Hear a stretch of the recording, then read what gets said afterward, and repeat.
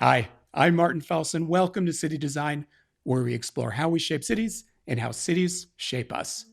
This episode is about Homer's Odyssey, which is a myth, but the world it describes is real.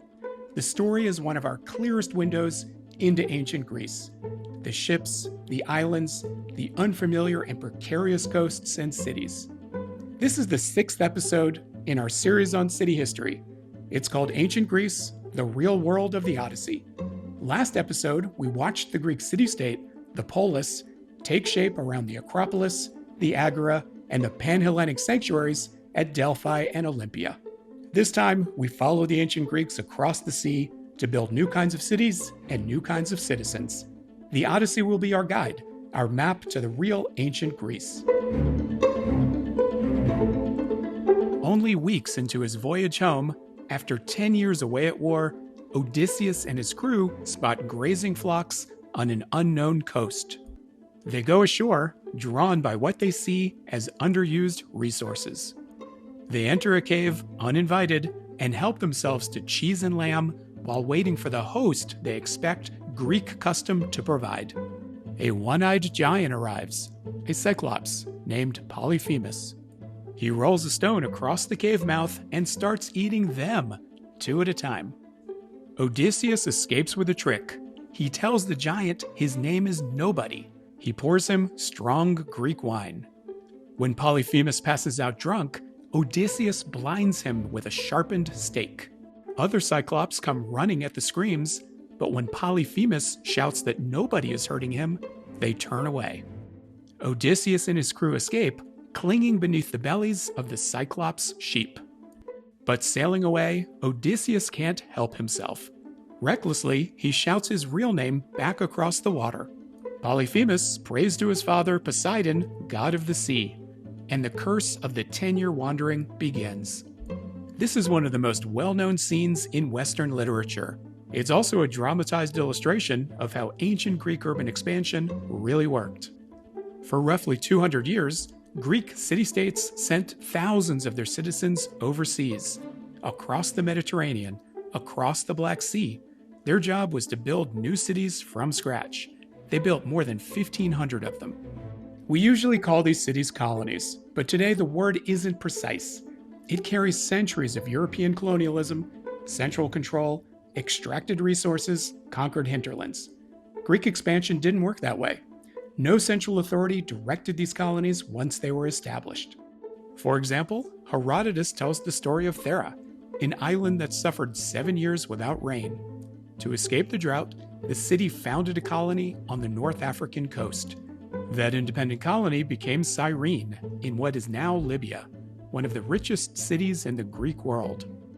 Sparta sent out a group called the Parthenians, children of Spartan women and outsiders denied full citizenship at home. When they tried to seize power and failed, Sparta shipped them off to southern Italy. They founded Taurus, modern Taranto. Independent colonies created their own laws, their own money.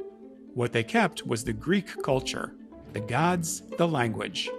Many of the temples still stand. Paestum, on the Tyrrhenian coast, still has 3 massive Doric temples. Agrigento in Sicily still has the Valley of the Temples. The Temple of Artemis in Ephesus on the Turkish coast was one of the 7 wonders of the ancient world. In each case, the Oracle of Delphi played a role. Before sending out a colony, a city sent a delegation to the Oracle Pythia, the priestess of Apollo. She named the location to build. She named the patron god. She named the temple. The Oracle of Delphi spread Greeks thinly across the Mediterranean, seeding Greek culture and cities along the coastlines of 3 continents. So was Greek colonization exploration or exploitation?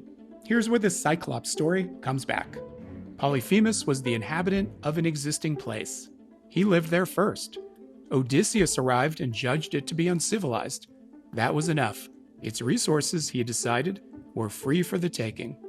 That judgment justified everything he did next, taking the food, drinking the wine, blinding the host. Greek colonization was usually less dramatic, but the underlying ancient Greek logic was the same. We are the people of the polis, they are not, and the land is therefore ours to take. The Odyssey doesn't hide this, it just illustrates it as an adventure, with a moral cost that follows the colonizer home. Halfway through his voyage home, Odysseus has to sail between two cliffs. On one cliff lives a six-headed monster named Scylla. On the other is a whirlpool called Charybdis, which swallows the sea 3 times a day. Steer too far one way, and the monster eats your men. Steer too far the other way, and the whirlpool takes the whole ship. Odysseus chooses the monster. He loses 6 men, but he keeps the ship. Just before this, he passes the sirens, singers whose voices lure sailors to steer their ships onto the rocks. He stuffs his crew's ears with beeswax and ties himself to the mast so he can hear without steering. These scenes are fantasy. The dangers are not. The real Mediterranean was full of narrow straits and treacherous currents, hidden rocks, unpredictable winds, and coasts where you couldn't tell whether the locals would trade with you or kill you. For the ancient Greeks to colonize this sea, they had to design and engineer their way through it. The most important thing they engineered was the ship itself. By the 5th century BCE, the Athenian shipyards at Piraeus were building a vessel called the trireme, Greek for 3 rows of oars. Fast, maneuverable, lethal. The most feared warship in the ancient Mediterranean. Around 120 feet long, almost 200 oarsmen stacked in 3 tiers along each side, a bronze ram on the bow. The strategy was simple and brutal. Get up to speed and punch a hole in the side of the enemy ship, or shear off their oars in a single pass, leaving them dead in the water. Athens needed roughly 50,000 oarsmen to staff its fleet. Most of them were not slaves and not foreigners. They were Athenian citizens, specifically citizens of the lowest class, too poor to afford battle armor, but certainly capable of pulling an oar. The fleet itself was a democratic institution, which is why, in classical Athens, leaders started getting called helmsmen, and the city itself was called the ship of state. The metaphor describes citizens steering and propelling the city forward. The Corinthians were the first to build the trireme. They had ambitions on land as well. Around 600 BCE, they looked at the 4-mile-wide isthmus connecting the mainland to the Peloponnese. They proposed cutting a canal straight through it.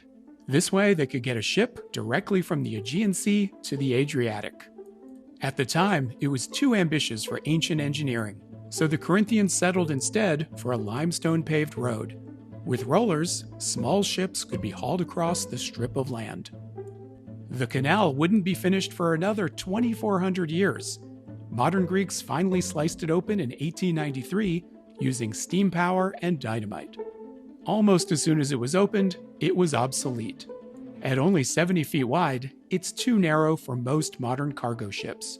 Today, around 15,000 vessels pass through it every year, mostly tourist boats, each one moving, in a few minutes, across 25 centuries of engineering. The same tourist boats also navigate the Cyclades archipelago to visit islands like Delos, the mythical birthplace of Apollo and Artemis. The sacred sanctuaries of the pilgrimage site have been regular stopovers for sailors crossing the open Aegean for millennia. Paros, just to the south, produced the snowy white, semi-translucent marble used in many of ancient Greece's surviving statues, including the winged victory of Samothrace and the Venus de Milo. And on the small island next door, Despotico, archaeologists are uncovering a collection of marble chapels built by ancient sailors who made it home safely after long voyages. They left offerings inside: honey, wine, calves, to the gods. Over time, these chapels became landmarks, reference points for ships in open water, white marble catching the sun.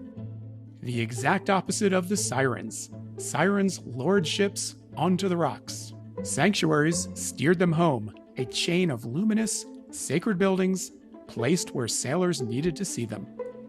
The Phoenicians in the Odyssey are the great seafaring people who finally bring Odysseus home. Homer says their ships need no helmsman.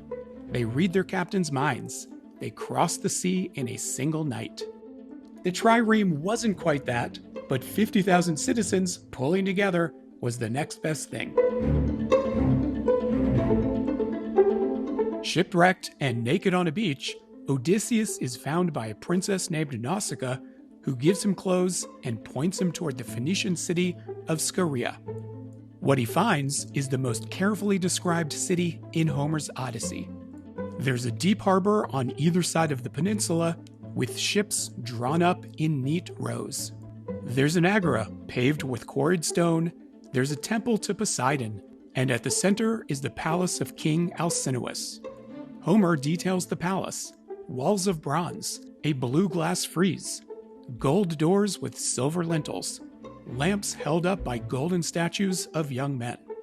Outside an orchard, pears, pomegranates, apples, figs, and grapes, ripening in continuous rotation so that the trees are never out of fruit. This is Homer's version of an ideal city, an orderly polis designed to perfect Greek life. 3 centuries after Homer, a Greek architect tried to make the ideal city real. His name was Hippodamus.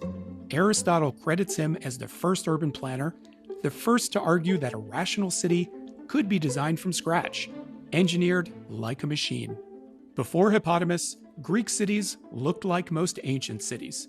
They grew outward from a sacred core, following the contours of the land, filling in over centuries. Streets curved, lots were irregular. The shape of the city was the shape of its history. Hippodamus believed cities could be designed in advance, grown predictably, rationally, with a master plan. He laid out Piraeus with a sharp grid, right angles, wide, straight streets, an agora and public spaces at the center, districts assigned specific uses. He replanned roads with this grid, and he sailed to southern Italy to plan a brand new colony called Thori, a clean slate, what architects call tabula rasa, with long beaches and open plains, subdivided into a checkerboard pattern from day one. But Hippodamus wasn't only drawing streets, he was shaping society. In his ideal city, 10,000 male citizens lived alongside 40,000 women, children, and slaves. The citizens were divided into 3 classes: soldiers, craftsmen, and farmers. Aristotle saw a problem with this right away. If only the soldier class carries weapons, eventually they'll dominate the other 2. A city designed to keep classes in their place creates the conditions for one of them to seize control. When the population of Hippodamus's ideal city exceeded 50,000 people, another colony would be founded nearby. As we'll see in future episodes, these population control planning ideas surface again and again throughout history. The ideal city, taken too literally, can become its opposite: a place where people are sorted, separated, contained, a city engineered to prevent the very encounters that make a polis worth living in. This is Homer's warning. The perfectly ordered city is always out of reach, and a city pushed too close to perfection stops being a city at all. When the Phoenicians ferry Odysseus home, Poseidon is furious. He turns their ship to stone and walls off their harbor with a mountain. The most idealized city in the Odyssey is sealed off from the world. The perfect city exits history. Homer, centuries before Hippodamus, understood what Hippodamus did not. An ideal city isn't measured by its rational order. It's measured by the connections it makes possible. Today's modern grid was established to distribute land fairly, but in Greece, the ancient grid often did the opposite, locking property into the hands of an elite and a city against change. That's the closed city Homer warned us about nearly 2,800 centuries ago. Odysseus finally makes it home to Ithaca. He's been away for 20 years. His palace has been overrun by suitors who want to marry his wife Penelope and divide his kingdom. To enter his own palace, Odysseus puts on a disguise. The goddess Athena makes him appear as an old beggar. But not everyone is fooled. His dog Argos has been waiting 20 years. When the disguised Odysseus passes the gate, Argos lifts his head, wags his tail, and dies. He's the first to recognize Odysseus. The second is his old nurse, Euryclea. She's bathing the beggar's feet, it's a custom in Greek hospitality, when she sees a familiar scar on his thigh, a scar from a boar hunt when Odysseus was a boy. She agrees to keep his secret. After Odysseus kills the suitors, Penelope still isn't sure, so she tests him. She tells the servant to move their marriage bed out of the bedchamber. That bed, Odysseus snaps, cannot be moved. He built it himself around the trunk of a living olive tree, still rooted into the foundation of the house. Only her real husband would know that. That's the moment when she accepts him back. That bed, rooted in a tree, rooted in a house, rooted in a city. The man and the place are permanently connected. Greek citizenship worked the same way. You were a citizen because other citizens recognized you. In the agora, in the gymnasium, the law court, citizenship is relational. Citizenship is public. The Athenian citizen was known by his scars, his father's name, his seat in the assembly. Like Odysseus's bed, he was planted in his city. For roughly 50 years, between the end of the Persian Wars and the start of the Peloponnesian War, the Greeks tried to live this ideal. Being a citizen included a moral duty to the city, generosity toward other citizens, devotion to the common good. The ideal city shaped the ideal citizen, and the ideal citizen shaped the ideal city. Of course, the ideal city wasn't ideal for most. Women couldn't vote. Enslaved people had no rights. Free foreigners, the medics or merchants, were taxed and excluded. Fewer than 1 in 7 Athenians were citizens. Still, the idea of becoming a citizen took hold. Cities shaped their citizens shaped their cities. The modern world has been working on this agreement ever since, unevenly, but in principle, for everyone. The Odyssey, in the end, is a story about what it takes for a city to take a citizen back. Odysseus has to be recognized by his dog, his nurse, his wife, and his city. The city, in the end, is the thing that knows us. Being a citizen is showing up to be known. In the next episode, we'll follow the Greeks west, into the Roman world. The Greeks gave Rome the alphabet, the gods, the temple, and the citizen. What Rome did with it all is one of the most consequential stories in the history of cities. Thanks for watching City Design. See you next time as we keep exploring how we shape cities and how cities shape us.